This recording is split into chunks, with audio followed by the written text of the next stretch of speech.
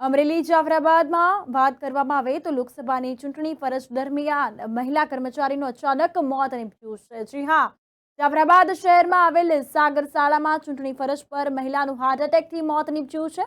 કૌશિકાબેન બાબરિયા અચાનક પડી જતા મહિલાને રાજુલા ખાનગી હોસ્પિટલ ખાતે સારવાર અર્થે ખસેડવામાં આવ્યા હતા।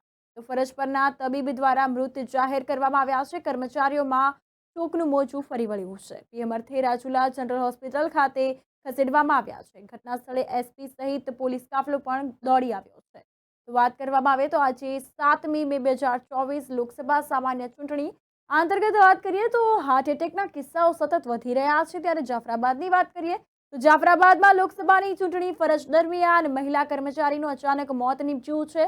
જાફરાબાદ શહેરમાં આવેલ સાગર શાળામાં ચૂંટણી ફરજ પરના મહિલાનું મોત નીપજ્યું છે। તો હાર્ટ એટેકથી મોત નીપજ્યું હોવાનું સામે આવ્યું છે। કૌશિકાબેન બાબરિયા અચાનક પડી જતા મહિલાને રાજુલા ખાનગી હોસ્પિટલ ખાતે ખસેડવામાં આવ્યા હતા।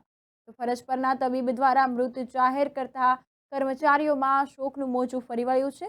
પીએમ અર્થે રાજુલા જનરલ હોસ્પિટલ ખાતે ખસેડવામાં આવ્યા છે। ઘટના સ્થળે એસપી સહિત પોલીસ કાફલો દોડી આવ્યો છે।